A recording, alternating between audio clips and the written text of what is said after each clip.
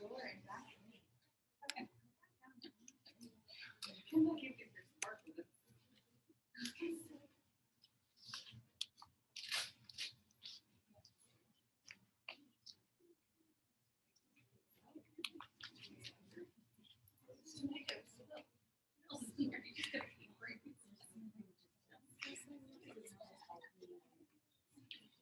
morning, everyone.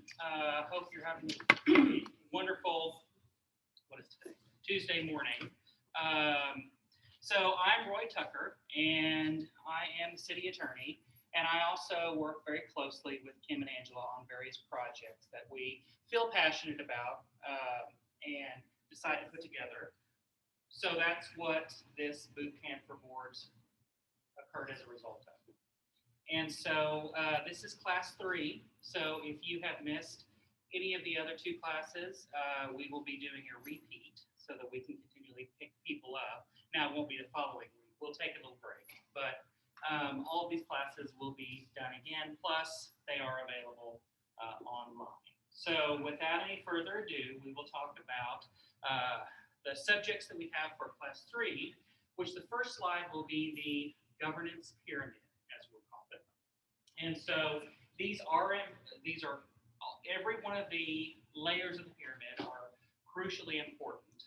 However, some are more important than others. Some are the foundation, and then you get down to what's important for the day-to-day. So the very top of the pyramid, we have the founding documents, followed by policies, followed by procedures, followed by your mission statement, and your program of work, and the financials. So I want to talk first about the founding documents. So these are the documents that if there is a fire in your building that you must take with you when you run. They prove the existence of your organization and allow it to continue to function. So number 1 would be either the Articles of Incorporation, if you're a corporation, the trust indenture, if you are a trust or a public trust, a charter, let's say if you are a municipality or other governing body. And next thing would be the EIN number, which is the Employee Identification Number, which is what the IRS requires you to have. Now, that is, of course, important for you to be able to do anything with, particularly apply for grants and to get a bank account and all of those other fun things that allow you to do your day-to-day business. Next will be your 501c3 or 6 designation, which will allow you to not have to file taxes other than your 990. Is that the right one? We file taxes, we don't pay taxes. Right, sorry. And so this is crucial because it will allow your donors to be able to provide you with donations and be able to claim those off of their taxes. This is a great carrot for trying to get people to provide funding for your organization. If you are a 501c6, I'm not sure what a 501c6 is. What is it? We are membership organization. Oh, membership organization. Okay.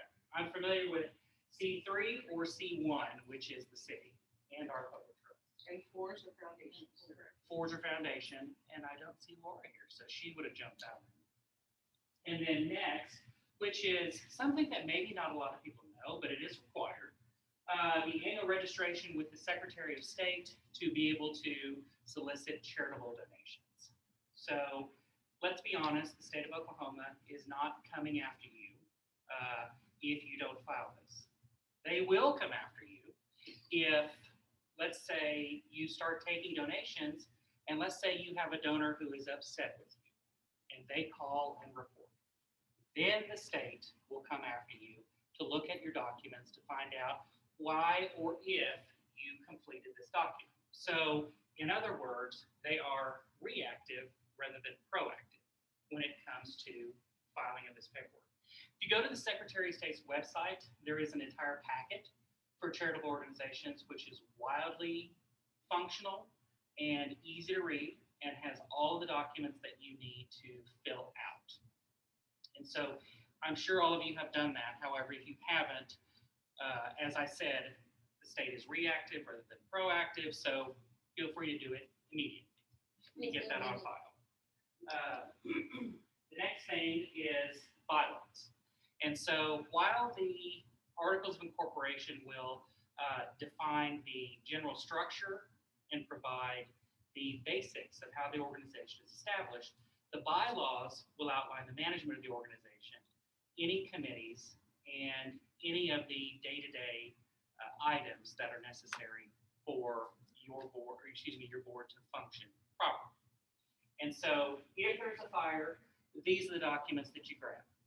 Okay. Now I use that phraseology a little bit tongue-in-cheek because all of these documents in reality are available somewhere else, with the exception of maybe your bylaws. Because your Articles of Incorporation, the Secretary of State will have a copy of. Your EIN number, you can call the IRS and get another copy of it. Your 501c3 designation, the IRS will give you a copy of that. It may take a while, but you can get a copy of it. And your annual registration, since that is a public document, it would also be on file with the Secretary of State. So the proverbial run with the fire, but these are the documents that create the foundation for any organization, particularly those of nonprofit. All right, so we talked about the founding documents. The next line in our pyramid are the policies, and we like to refer to these as the what. So any of the policies will outline, for example, what your fiscal policy is, what your investment policy is, and it is the general guidelines for which you need to follow. Okay, then followed up by the procedures, which are the how. So they tell you the rules of how to implement the policy, which is the what. So you have the how that tells you how to do the what is how you get to the how. And so those would be the much more detailed processes. So for example, if you have a purchasing policy, the policy says you will bid all purchases for the purpose of getting the best deal. Well, that's great. So that tells you the what. And then the procedure, which would be the detailed, meaning you have to publish it in the paper, you have to develop specifications, you have to have it either sealed or written quotes. Those are actually the procedures that tell you how to implement the policy. And so I'm using the purchasing as a very common explanation. A lot of probably the nonprofits that you go work with may not have as detailed purchasing policies as the city does. That's because we are obligated by our charter, which says thou shalt do competitive purchasing. And that may not be within your Articles of Incorporation if you're talking about a nonprofit. But nonetheless, your policy should be, since you're a nonprofit, should be getting the best price for whatever it is you're purchasing. So you'll likely have a policy, but it probably won't be as detailed. The same thing with investments. If you invest some of your resources, and the last couple of years have been, well, the last year, 2020 and beyond, have been really good in the market. Less so in some of the more stable things, but if you want to play the slot machines of the stocks, this was the market to do it in. But your policy and procedures would probably say that you have to maintain low risk investments. So it would be your procedures that would tell you what you can invest your money in. But anyway, so that's another less common example of purchasing, financial, using mainly financial. If you have a large organization with employees, that may be another place where you'll have policies and procedures that come into play. The policies being, let's say, that your organization is one that has 50 or more employees, so you've got to follow the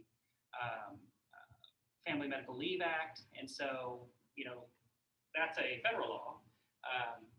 Also has some state connotations, but nonetheless, you have an organization with 50 or more people, you have a policy that says you will follow the FMLA, which you'd be required to anyway. And then you have a procedure for ultimately how to ensure that you are complying with federal law in that regard. So those are a couple of examples of the procedures. And mission statements, now I'm going to turn it over to Angela. But before I do, yes, I'm done. Let me ask you if you have any questions regarding any of the first couple of tiers of the pyramid of organization. I'll interject real quick, because one of the other, the articles, the charitable gift, if you put that in this, your mindset as a ticker file, of doing it the same day you're doing taxes, your 990s and everything, and you just submit at the same time, you will never forget. I'm loud enough. Is she loud enough? Okay. Yeah. How does that happen? Because. So put that in your ticker file when your auditor starts to do that, you just automatically do that every year and you'll never forget. It's $25 and you don't want to get caught. Right. But that's my. Yes, ma'am. Well, when you said FMLA, did you say 50. 50? Yeah. 15 for most of the other Title VII stuff and the ADA, but 50 for FMLA. You got 49? It's FTEs, I'm just teasing you. FTE. full-time equivalents, Mhm. 50. So when you run seasonal, Oh, yeah. quarter time, so. Well, the city has, at any given time, about 460, so we just do it anyway. But I do sit on the board of an organization where we teeter from about 46, and so we do have to look at our part-time folks and, did we hire any temps? And, so what we have been doing anyway is just complying with it just in case. Because it's much easier to comply than to not comply when you should have, and then you have a lawsuit or a federal investigation. So, all right, any other questions before I turn the floor over to Angela to talk about the mission statements and the remaining portions of the hearing? All right, Angela, the floor is yours. Thank you.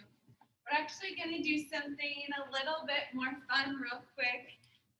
We're going to do a bylaw bingo. We're going to mix it up a little bit. I want you to look over the bingo sheet and think about an organization that you're part of or one that you may run, and go through your bylaws if you do know them or you think you know them, and circle ones that are in your bylaws or you think that are in your bylaws. And the first person to get a bingo will win a prize today, a $10 Chick-fil-A gift card. So just think, we'll give a couple minutes here and get Kim to pass them all out, and then we'll get going. But yeah, just think of, go through and say, does the board supervise the CEO and the CEO supervises the staff? Does this happen in this organization? Yes.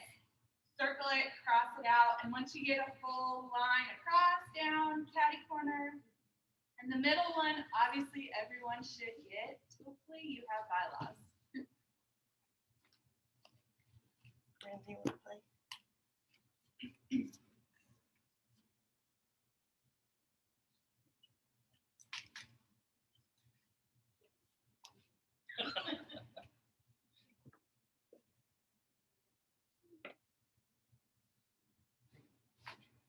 B12.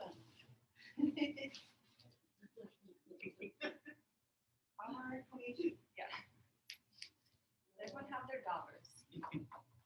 I should have brought this. Yeah.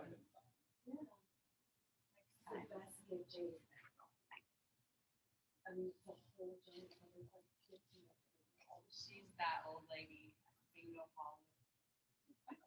And then whenever we went home for COVID, and that was like half of the work, building circles, so we use those dollars. Yeah.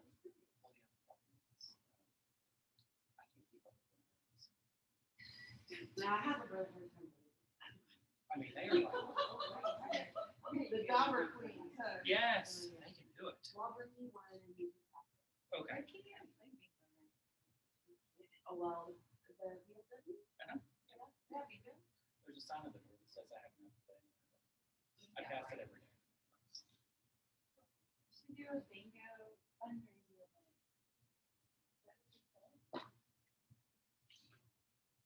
Oh, yeah. It says, I planned on getting it because my mom years ago.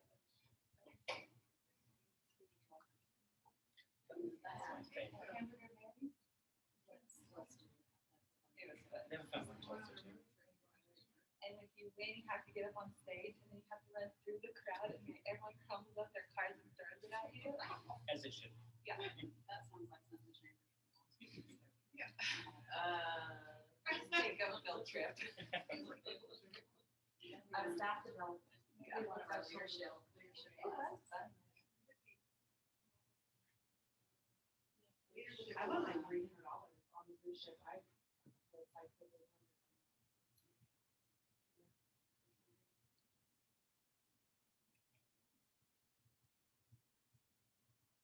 Are you waiting for something to screen?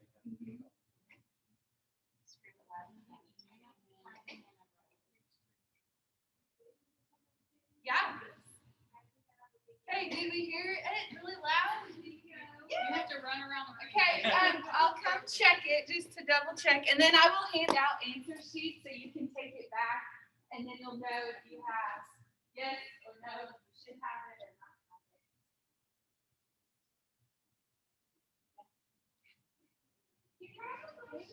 Yay! Haley's taking. We are a morning baby. Everybody gets a chocolate sandwich. Everybody gets a what? So the green ones you should have in your bylaws, the red.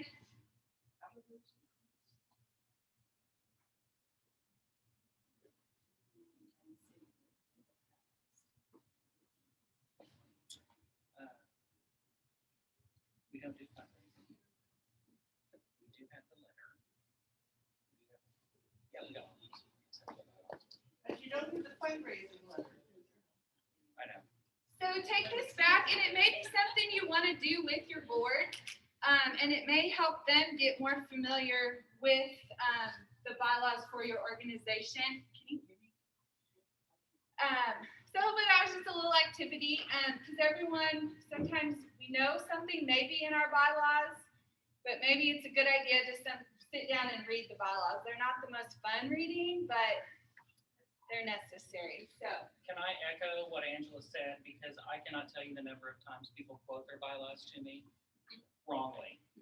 So even if you've read them in a while, your memory is not as accurate as you think it is. So always look it back up if it's something that's crucially important. Yeah.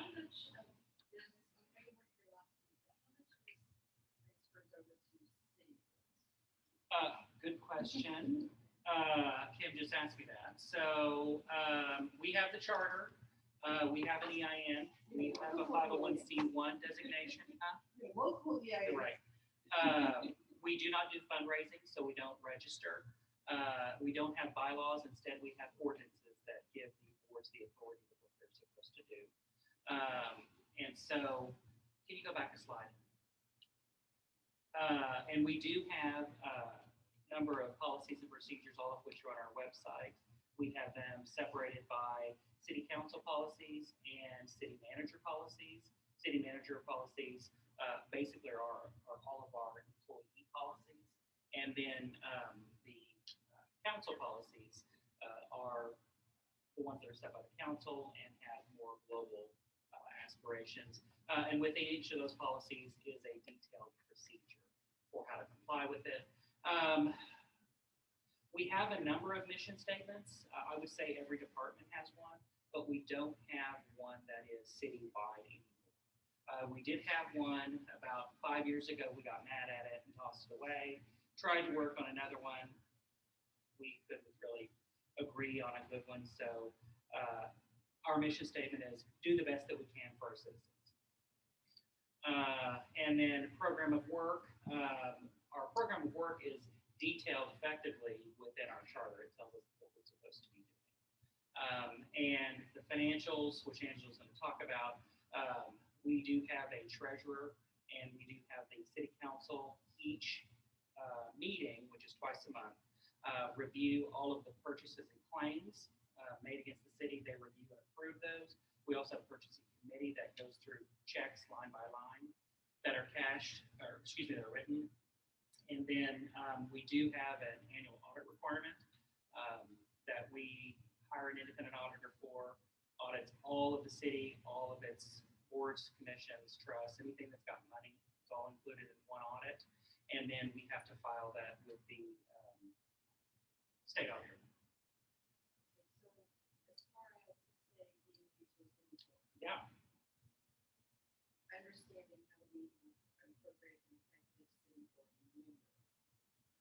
where? Let's see, there are, first, I would say, if you're on a city board, it has been established by ordinance. And so have the staff liaison to the board. What board are you on? Parks and Rec. We are working on a training video for you. We did our first draft of it last week. I didn't like it, so they're redoing it.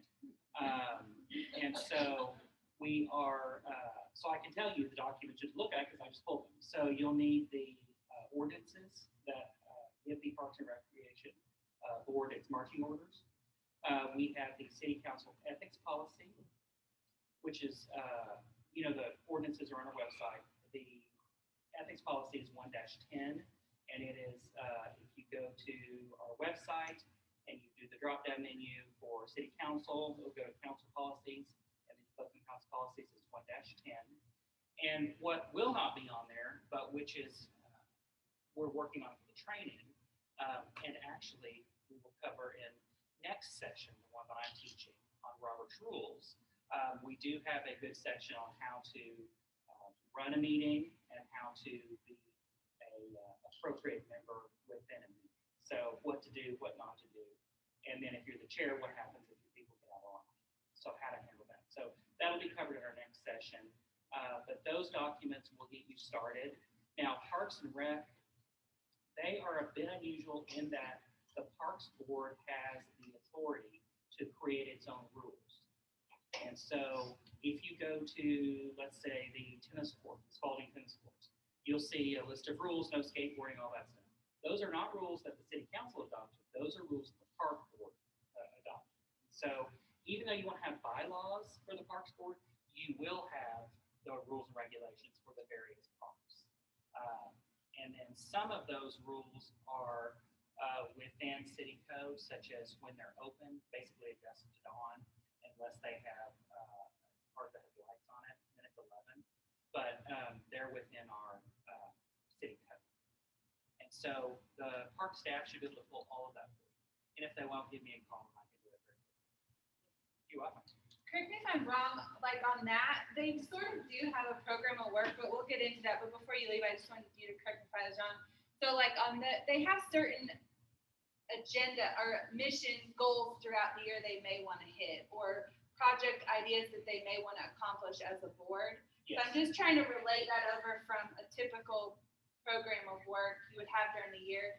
So like a city board would have a task or some kind of goal that they need to hit. So just kind of turning that over. Yeah, and you're right, Angela. Thank you for pointing that out. So we do a strategic plan, a 5-year strategic plan that the council gets together and at a retreat every year and kind of sees where we are. And so those are sort of the larger aspirations, like one of the major initiatives that was this year was infrastructure.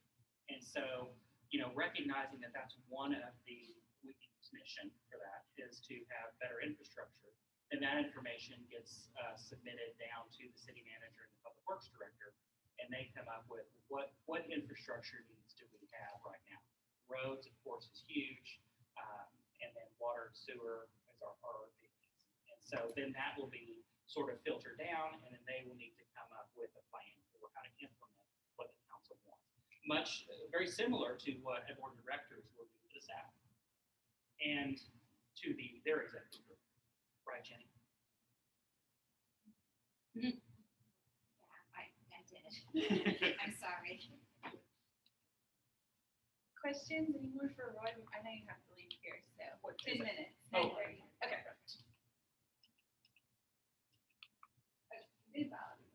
So what is a mission statement? Every organization should have a mission statement. Some are a paragraph long, which I cringe at. Some are a sentence long. Some, like the chambers, are kind of more bullet points. But every organization needs to define its fundamental purpose, philosophy, and values in that mission statement. So however you want to define that is up to you and your board. The mission statement clarifies the essence of the organizational existence.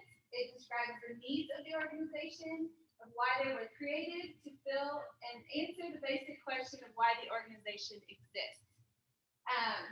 An effective mission statement is concise, to the point, realistic, operational. It can be inspirational depending on your organization, motivational, informative, or even emotional. So I put a couple examples that were no's and yeses. So our mission is to provide free books to local schools. Like, that should be in your program what you do. But we want to stimulate love of learning and reading in young people. That just sounds better. It sounds more, pulls maybe more on the heartstrings. It just is better. Our theater is the venue for the most contemporary and avant-garde ballet creations. Okay. We want to enlighten, excite, and educate the audience through dance. So that kind of broadens what that organization or theater might do instead of being very specific. So every organization, I think it's good, kind of rule of thumb, every like 5 to 10 years to maybe look and reevaluate your mission statement. You don't have to change it entirely. You can just change a few words of it. I don't know. Just we redid ours at the chamber, I think 4 or 5 years ago, and it hasn't been done in years. So, questions on mission statements? Does everyone know their mission statement? Yes, kind of. Memorize it. Do you have another gift card if someone can shout it out? I do at the office. Go. Uniting resources and people to advance the health and wellness, education, and what's the third? Financial stability in our communities. And we Okay. just redid We that. did, yes. And it takes time to redo one. Definitely, it's not easy. But good job. Okay, congratulations. I'll be coming by. Yeah. Yeah, Chick-fil-A. So we're going to talk about your program of work and your annual review. And when I go through the program of work, Kim's going to kind of join me on this because the program of work for the chamber is kind of what we do in our programs at the chamber. But with a nonprofit that accepts grant money, those grants are their program. So we're going to kind of go both sides of this. So if you have a question, raise your hand, obviously, and shout it out. So this is the chamber's program of work. We redid this last year. Our mission statement is at the top: serving, fostering, cultivating.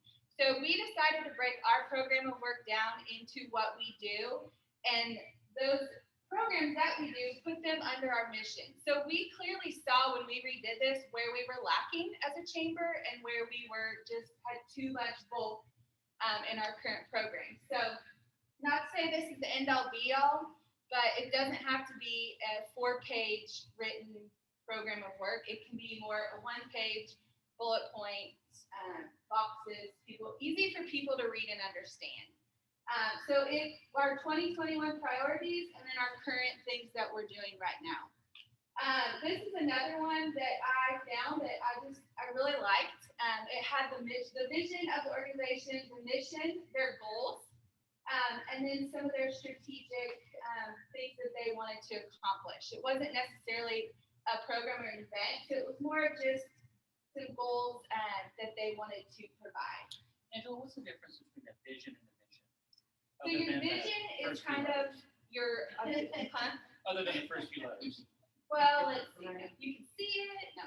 A vision is more of like your overall. A mission is more concise, exact words. We don't really have a vision statement. They're kind of more going out, I would say. You don't see them as often. You see a mission statement is really what you see more of. I think before, probably 10 years ago, you wanted both of them. But I think now they're kind of fading. Because it's a lot for people to memorize or understand at times. Can you shout that one out? Oh, okay. our vision, and ours is kind of like, when we're looking at the things that we do and the people that we serve a very broad spectrum. So our vision kind of covers all of, where we would hope it's kind of like, dreamy, really. It's kind of what you want to do, and your mission is how you do it. And mission brings it down a little bit more. And our vision is very similar actually to our mission. So I was trying to pull it up in my files. And a lot are very similar. And And that's why I think a lot have just kind of gone away Our from it. mission gives a more detailed, like we hit health and wellness, financial stability, education. Our vision is like, we want the people in our community to be, we want to be able to support our community. So the mission does just break it down. Does your nationwide United Way set a vision and then you guys set your mission? They do. There is a worldwide organization, but we have our own local vision as well too.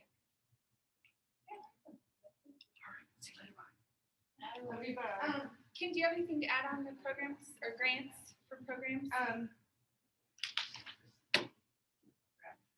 I love that this, I walk back and I'm pointing.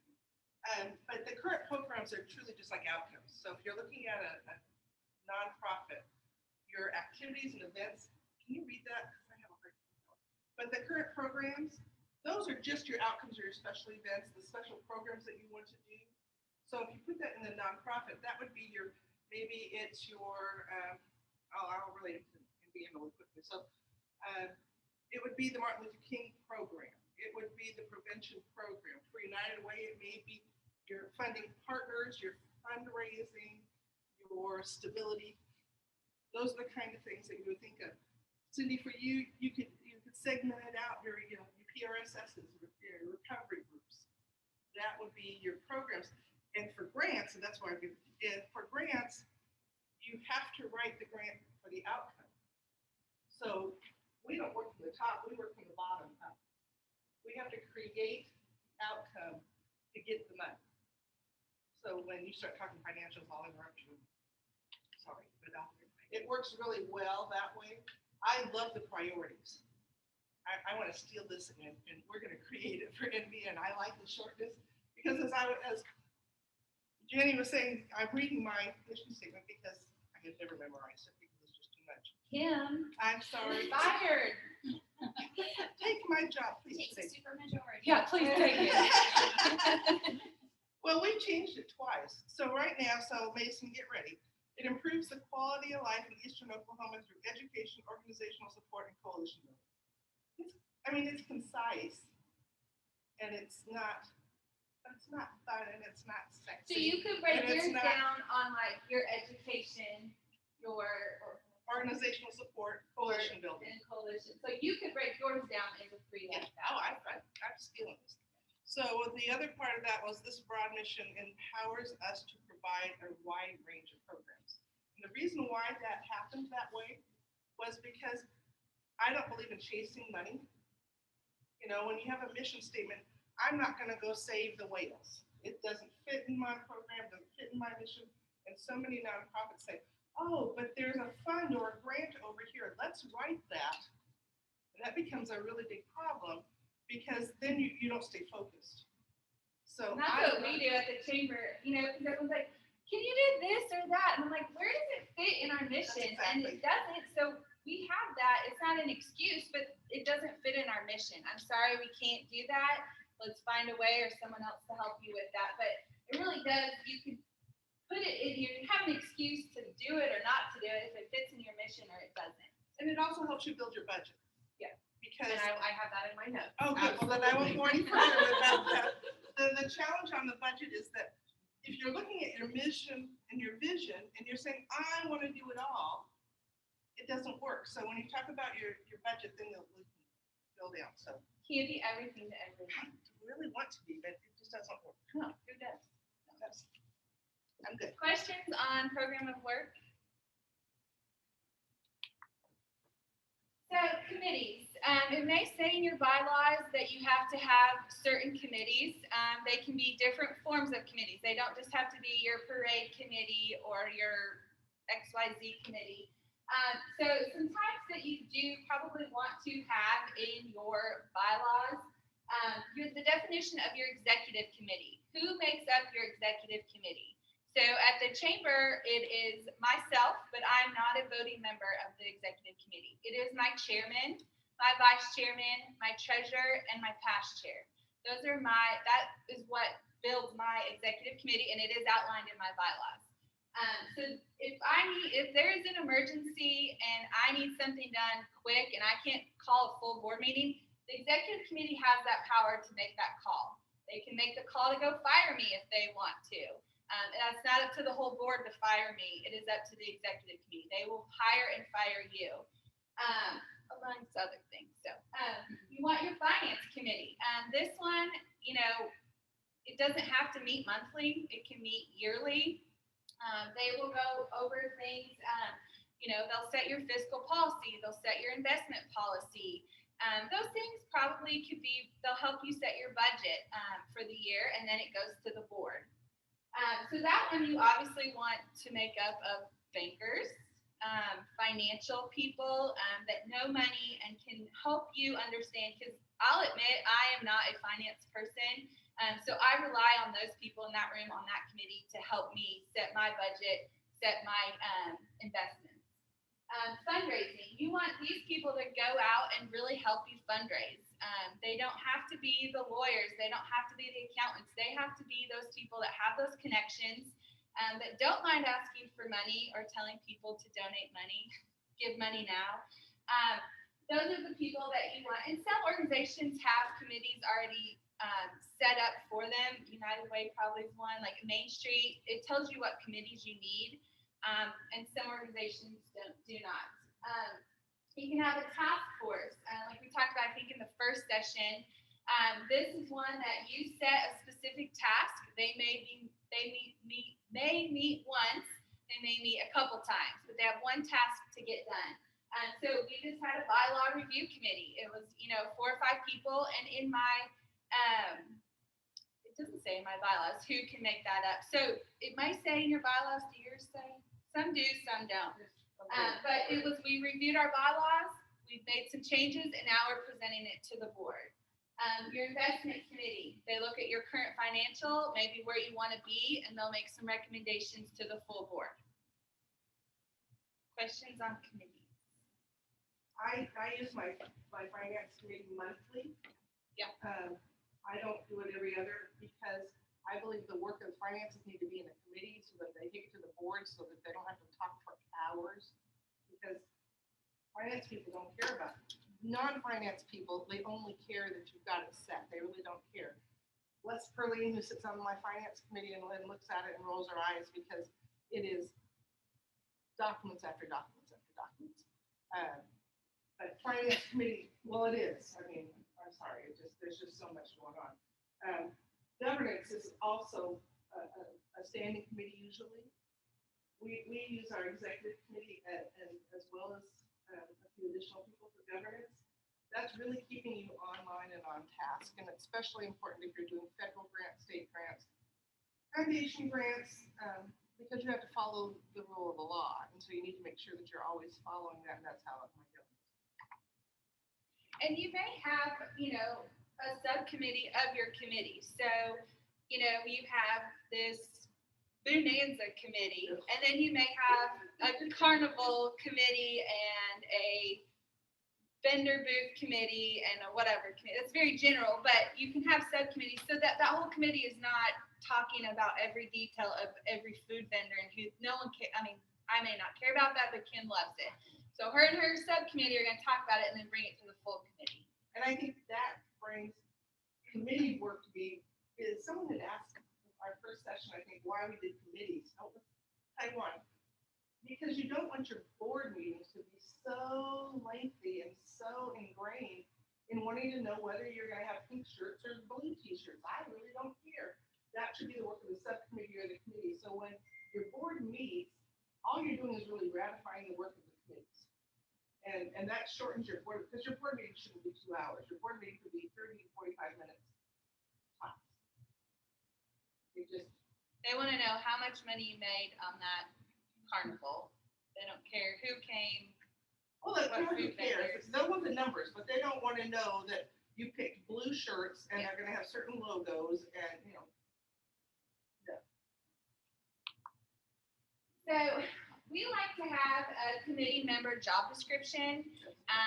We came up with these several years ago, but it just, when someone's interested in joining a committee, you can say, here's your job description. This is what you're getting into. So if you don't, it's not the end of the world, but it just helps that person know what they're getting into. And it helps them, if you want to kind of kick them off the committee, you can say, this is the job description, you're not following this, we either follow it or we're gonna have to ask you to leave, even though we don't really wanna lose committee members, because they're kind of our workers. But just spell out what each board member does and the committee member. And their expected time commitment. Is it a monthly meeting? Is it 2 times a month? I mean, we have some that kind of meet 6 months out of the year, and then we don't, we won't meet the rest of the year. Strategic plans. This is kind of a deal where some people love them, some people hate them, some have them, some don't have them. But they can be as short or as lengthy as you want them. Typical ones, they can be a month-to-month strategic plan. They could be a 1 to 3 year or a 3 to 5 year. We know probably if we did one 2 years ago, it would have gone off the rails with COVID in the last 2 years. So we do a yearly strategic plan. We kind of have some vision or ideas for the 5 years, but right now it's a 1 to 3 years, probably your best bet. So it's really just a process that identifies some strategies that will best enable a nonprofit to advance your mission. So you may want to, some things when you're going through and maybe coming up with some ideas, think of where you are now. Like, what is our organization doing now? What have we done? What are we doing now? Where do we want to be? Set some goals, set some ideas. I would say no idea is a dumb idea because it might really work someday. And then how will we get there? So you have this idea, and then how are we going to get there? And just, it's going to take time. And we do a board planning session. We set our goals for the year. In those sessions, sometimes you can do a 1 to 3 year strategic plan, or like the city has a 5-year one. So I don't know, does anybody in here do strategic plans?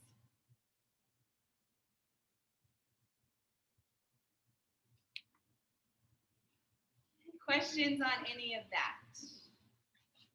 Okay, I'll turn it over to Amber for the most fun part ever, financials. Right? Fun for me. I'll try not to bore you guys.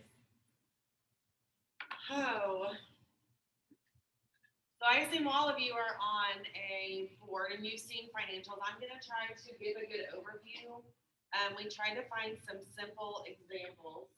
I'm not going to promise they're going to make sense though. So what is a board's role of oversight of financial reporting? What should they be looking for? The first thing is they should approve the budget, whether that, generally that's annually. Your budget should align with your mission. So they should understand your mission first. And then they should be able to say, okay, here's your programs in your budget, here's your expenses in your budget. Why is there an expense for giving candy at the ball game when that has nothing to do with your mission? They should be able to understand that. If you have a strategic plan, it should also align with that. They should monitor your key financial indicators. So is there enough money coming in to cover the expenses? If COVID happens, is there enough money in reserve to get you through a few months?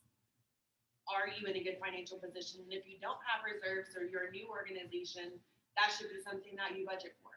That should be something that the board is pushing for you to say, okay, we've got to put back so much money to get to where we need to be to know that we're financially sound. They also need to ensure adequate controls. So in this, it's kind of muddy, in my opinion, because clear job descriptions, the board should have a job description, but there should also be the segregation of duties, which is really the responsibility of your executive director or your CEO to ensure that that is happening. And so I know at the chamber, I go get the mail, Amanda opens the mail, she distributes the mail, I make the deposit, I prepare the deposit, somebody else takes the deposit. I don't touch it all, I don't do it all, because that's where fraud happens, embezzlement happens, all different types of things happen. So you have to be very careful that, and it's hard in some organizations where there might only be one person. And that's where a board member may have to step up and say, hey, I'll get the mail for you once a week on Mondays, and I'll drop it at the office. Something simple. And so you have to figure out how that segregation of duties works for you. And then the conflict of interest policy. I know all the boards that I have been on do have one, and you have to make sure that you're upfront. So on United Way, there's funded partners, and if you also serve on that board, you have to say, I serve on this board, or I'm involved with this organization. So when it comes to that organization, they have to recuse themselves when voting. So that is important. An audit is my favorite part of the year. The independent audit occurs when an auditor audits a firm outside of the organization, examines your nonprofit financial statements, records, transactions, accounting practices, and internal controls. So in general, your bylaws are going to tell you generally when your audit is required or how often. A lot of places do not do a full audit every year. They have an audit every 2 years and then just a financial review. Not only does that save money, but it's still a good solid, I mean, every 2 years is acceptable for most organizations. You know, the chamber does theirs every year, some do them every 5 years, just really depends. So your bylaws are going to talk about when that should be conducted. There may be state requirements, so if you're getting state funding, or the state may have specific laws that say, you have to have an audit if you're a financial or nonprofit with a certain amount of income. There's also federal requirements. So MBN may get federal grant funding that requires them to have an annual audit. So it's important that when you're applying for a grant, you understand what's required inside that grant. And then other small grant applications, even through other places, they may require that you have an audit. So the benefits from an audit are increased transparency. So somebody from outside comes in, they look at your work, they report to your board and say, we found this, we didn't find this. It really covers everyone involved. It helps hold staff accountable, it helps hold the board accountable, and they understand what to look for when the auditor comes in. And then you find opportunities for improvement. It is okay if an auditor has a suggestion on how you can be better. Nobody is perfect. Every auditor is different. I learned that this year. We used a new auditor, and they came to me with things, and I was like, it makes sense. I've never done that. Not unwilling. Sometimes you ask why. Why is this important? And it's okay for you to do so because you want to be able to explain it or create a procedure or add it to a policy that you might want to continue into the future. So that was important to me, and I've had a lot of suggestions made to me, and I've learned a lot from my auditors. So you want them to be your friend. Also, your audit should be completed before you file your 990. A lot of auditors will file your 990 for them if you ask. Some people have an accountant on staff that does that for them as well. But your audit is there's going to be adjustments made within your audit that will affect the bottom line on your 990. So it's important that you know what those numbers are before that is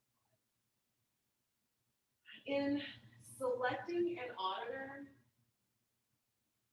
not every auditor is a nonprofit auditor. Okay, and so I think it's important that you reach out to, Jenny, other United Ways and say, who does your audit? Or other nonprofits or other chambers, whoever you're involved with, and say, who does your audit if you're looking for a new one?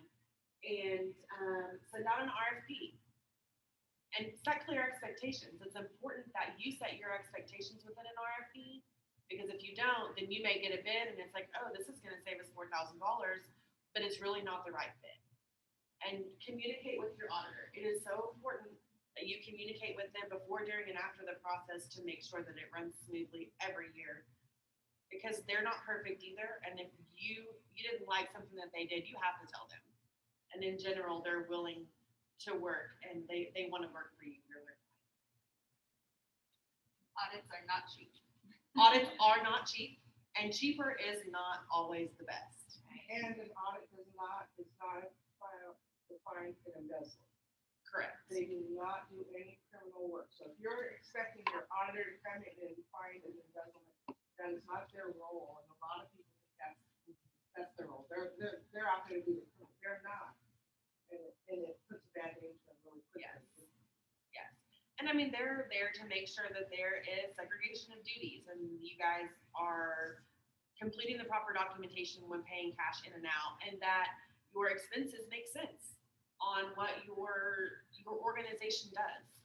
They're there to calculate depreciation, which is something I hate to do. I mean, that's just the things that they're there to do and make sure that everything balances at the end of the year. Does anybody have questions about audit? There are several stages of audits and several layers, right? Like I have to have a yellow book audit. Anybody who has to take federal funds has to take a yellow book audit. It's a higher grade audit, which is a pain, but you're getting fed money, so you have to do it. So there's different levels of audits. And an audit review from an accounts review is great for a nonprofit saying under $100,000 budget, maybe a $200,000 budget, because you don't want to spend $5,000 to $10,000, and that's the norm, for And anybody. some smaller nonprofits don't do audits every year. They'll do the accounting review, but most do every year. If they have any grants, they do. Unless they have a good accountant that will do a great balance sheet and a great profit and loss, and most foundations will accept those. Unless you're asking for a lot. Some can do it every 18 months. Like they'll have, the smaller, if you're bringing in, they recommend 18 months. But I was just gonna say the Oklahoma Center for Nonprofits, I think, has a list of auditors that are good for nonprofits to use that, depending on where you are kind of. And it's tough to find nonprofit. Getting smaller and smaller. It is. And I would start looking earlier and earlier too, because a lot of them only take, 10 clients and they've already have their 10th of the year, so you're scrambling just to find anyone. You can also file an extension on your 990 and push your audit back, so it's not in tax season. You can save some money. A lot of them love this stuff. That's what I was gonna say, most, what I have found. Don't is they freak do out it if they automatically. Yeah. And they may or may not tell you they're doing that. I freaked out the first year. They were like, "We're gonna file an extension." I'm like, "What's wrong?" And nothing.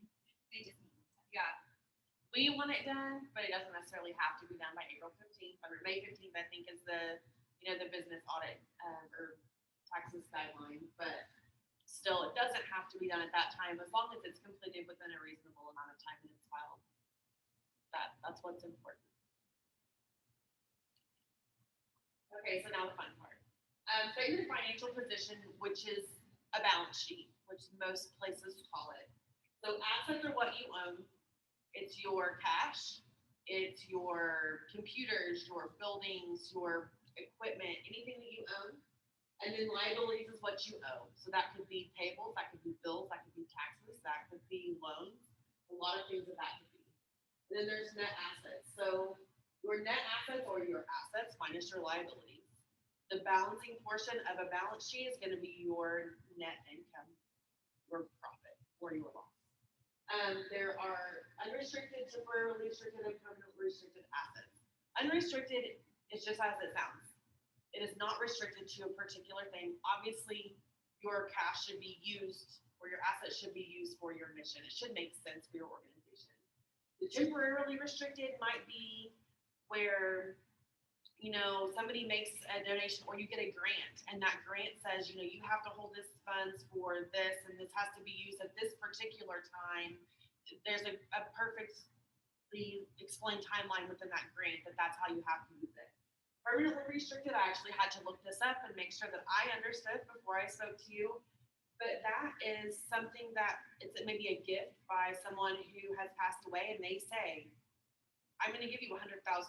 You are to invest this money, and you can only use what you make off of this money. You cannot, the principal balance must stay there. And so that is a permanently restricted asset. So this is a balance sheet that I found on Google yesterday. And this is an accrual balance sheet. So I will tell you, we'll talk about cash versus accrual here in a little while.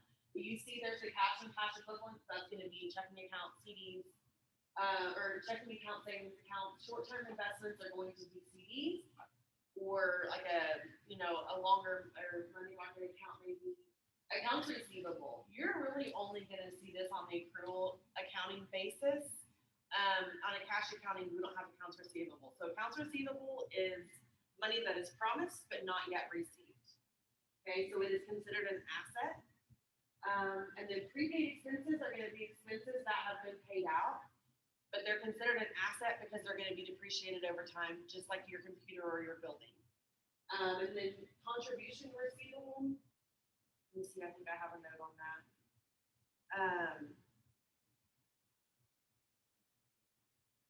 It is, I don't remember what that is, I'm sorry, but it is an asset. I think contributions are like unrestricted funds. That's what I'm thinking. And then your property and equipment. So this one doesn't show depreciation. Generally, it's gonna show your property and equipment is gonna be your buildings, your computers, your office furniture, and it will also show a depreciation. This one may just be in that line and they just, it lowers there. But you can see it was higher in 13 than it was in 14. And then on your liabilities, you have accounts payable. Accounts payable can be payroll taxes, that can be IRA contributions, that can be United Way contributions that you had deducted from somebody's payroll. It can be bills that you've entered but not paid. Accounts receivable can be a lot of things.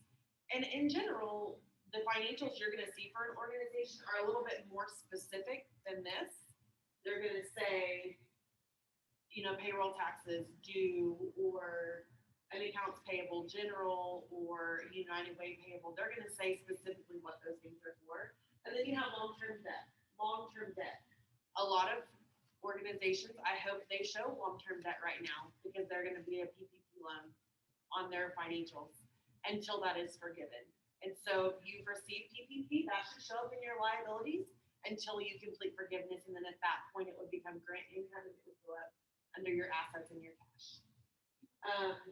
And then here it shows your net assets, it shows your unrestricted, your temporary restricted, and your permanently restricted funds. So now you have a statement of activities for your profit and loss, which is gonna be, your balance sheet is more of an overview where you are, that's why it's called a statement of financial position, and this is gonna show your specific activities over a period of time.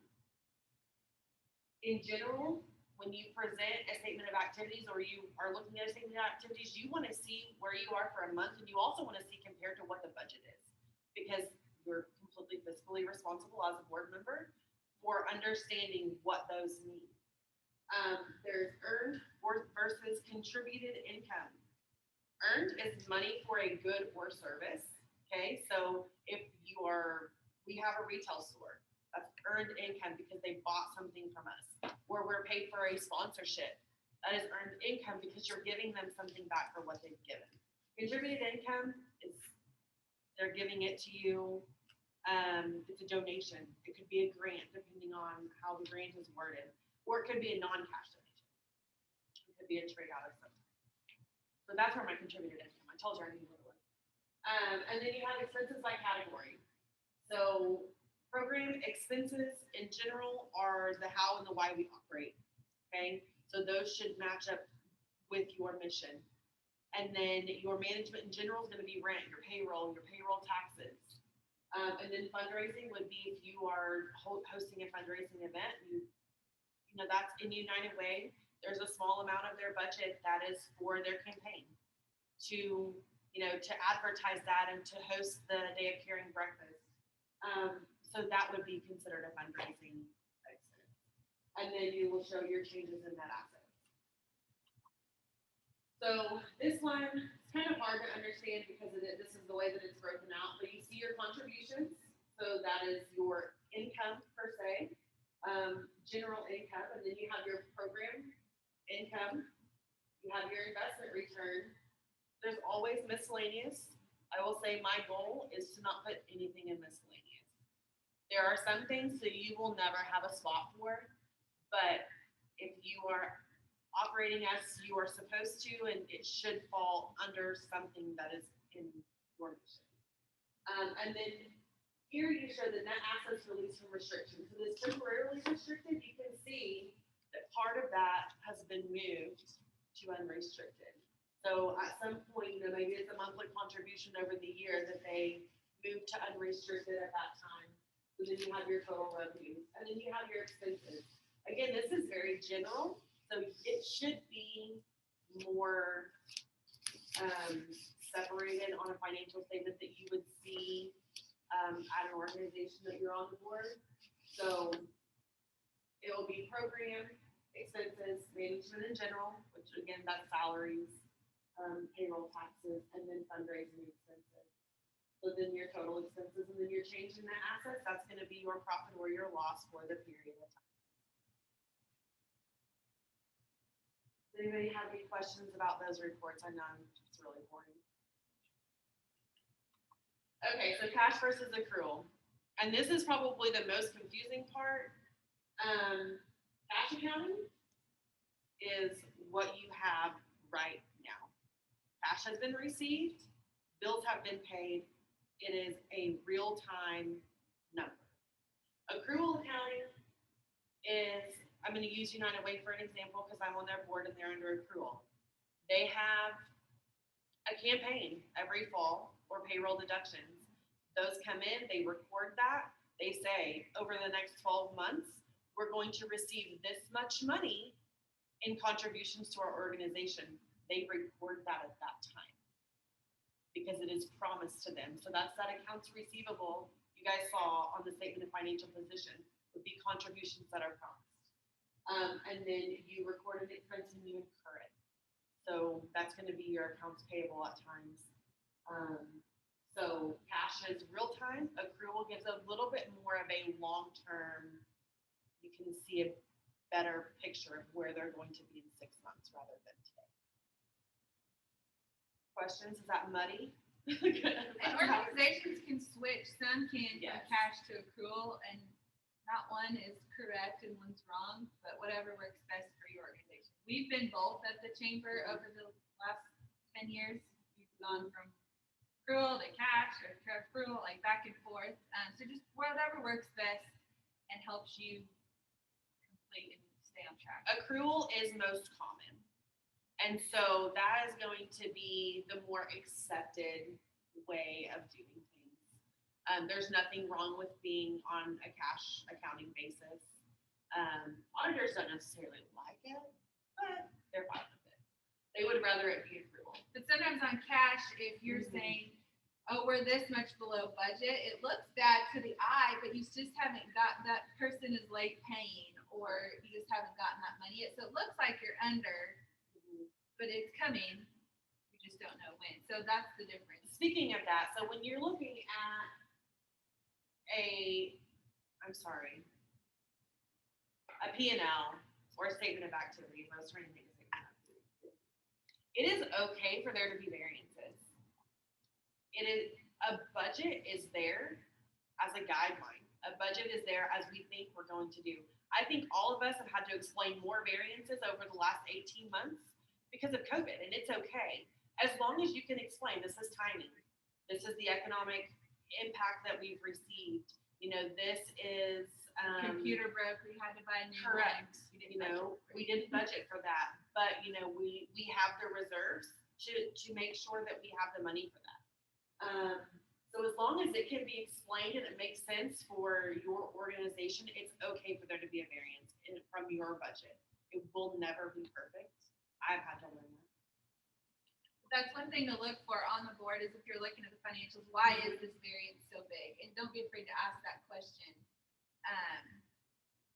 to Yes. the director, whoever is, why is this so off on this? And they could be, oh, it was coded wrong. They didn't know, but someone caught it. Yeah. Or the money hadn't come in yet, or it was double the price, they didn't think. And you know, you want your finance committee or your board treasurer or whoever is, you know, reviewing those and presenting those every month. You want them to ask questions because you want them to understand really where you are, and you want them to make an accurate presentation to your board when your board approves financials. And there are going to be some, I know that our board treasurer of the chamber right now, there's a lot of things that she wants that I've never given to a board treasurer before, but she wants to understand and she wants to ask questions on, okay, explain why this is in this pot, or explain why, you know, banquet is, you know, it shows you've gotten this much money, but there's no expenses yet. Well, timing. You know, we have a budget, we thought we were gonna do it in March, now it's in June. So just explaining some of that is timing. Financial policy. So in your bylaws, there should be a fiscal policy. Generally, it is very small. It just states, you know, who's responsible. If there's a specific, so ours state that if the check is over $1,500, it requires 2 signatures.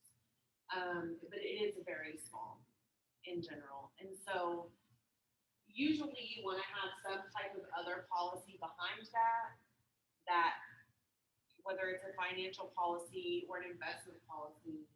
But the fiscal policy does clarify the roles, authority, and responsibilities for essential financial management activities and decisions. Then the investment policy is going to say your cash on hand, maybe how much you have to have in reserve, and then how much you can invest if necessary. So, you know, your bylaws, your financial policy might even state that you must have 6 months cash on hand in reserve at all times. Or it may change every year to where it's 6 months of your current budget, that's common. So, you know, you got to make sure that you know those. So when you're preparing budget, you know, we have to pull from reserve. How much can we pull? Because that's what reserves are there for. Is to make sure that your organization continues on into fruition.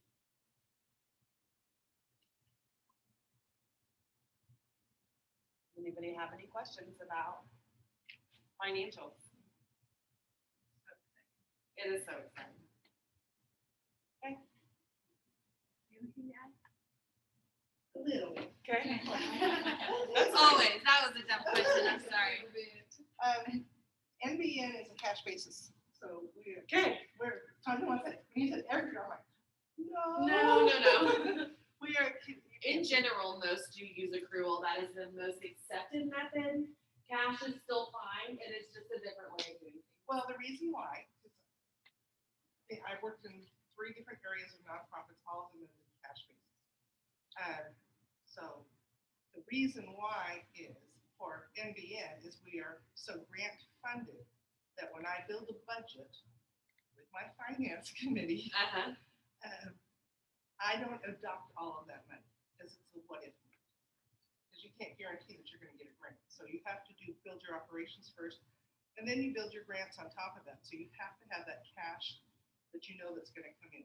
A lot of my money is reimbursable, which is really scary, just like United Way. It's reimbursable. So, United Way, you get the money, then you can spend it. I don't get the money first. I have to spend. So we have a line of credit. Never had to use it, thank goodness. And we bank a lot. We do a lot of investments, so more than I ever thought we were ever going to do. And I have this sugar daddy called Cherokee Nation. But, well, we just happen. I mean, look at Perlene. I mean, we have been so blessed because so many of our grants were truly funds that they had to clear off their books. And we had to have that conversation that we need to make sure that we can have that. And that keeps us so that we always have cash at hand, which is just amazing. Most nonprofits don't have that. And I have never had that prior to this. When I worked for the Girl Scouts, I was out begging for fundraising every single week.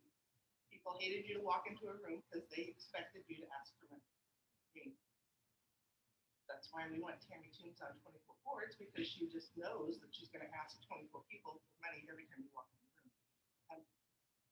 That and then donor designated. So I do cash accrual, and I do cash, not accrual, and I do donor designated a lot. That's not restricted funds. And there's a big difference between somebody saying accounting your dollars are donor restricted versus donor designated. And that was a new accounting basic accounting practices. It used to be considered just restricted and undesignated, and now it's restricted and unrestricted, and now there's donor designated in the middle. So somebody wants to give, as we talked about Dolly Parton, somebody wants to give $20,000, of course we all are going to the Dolly Parton Imagination Library. We can donor designate that, but let's say the program only needs $18,000. You can pull that $2,000 into operations. I know, that's- That was the saying, right? Yeah, always. Sorry, go ahead. But that's a very big difference. So when you're working with a board and you're trying to do a budget, don't assume that a donor, even though a donor is going to give you a large gift, that it's not, visit with that donor enough that if there is something else that you can use that money for, because they want to give to the organization. They may love Dolly Parton, let's just use Dolly Parton. They may love Dolly Parton and you only need $30,000 a year. If they gave you $50,000, they don't want you to hold that $20,000 for the next year. They want you to use it for the rest of the operations. So it's kind of like church tithing. It's kind of the same way. You tithe for missions, you don't mark on your thing, but you don't mark saying, I want to pay for the pastor's lunches for a year. You don't do that. You don't check and say, oh, well, I want to pay for his housing or her housing. You want to pay for the operations of the church. You want their mission to be moved forward. And so I love when people say, I want to give you a gift and not restrict it. That's the best present. So that was that budget. I was trying to think of the other budget thing. That one clicked in my mind really quickly. That it's important. And that's why you use a finance committee, because you can throw those ideas. And if you have lots of staff or you have no staff and you have good volunteers, the best thing to do is, for us, we're a calendar year. So come October, November, you think we're cranky right now. We get really cranky then because we try to figure out, a grant, you can't change people's salaries in grants. So unless you looked at that, you can't just say, I'm going to give you a 10% raise because you did a great job. Well, if that grant doesn't have that in there, so sad. So that's when October is the hardest part for that. And I talk a lot about grants because we have 28 grants. God love us. And we don't have to do a lot of fundraising. Thank you very much. But it's a very different nonprofit organization than others versus having to go out and pay. That's my take. Any other great questions? We're done. Yay! We're 10:19. Oh, wonderful. Everybody's packing up their stuff. Over it. But always, please, thank you, Amber, for doing that. Of course.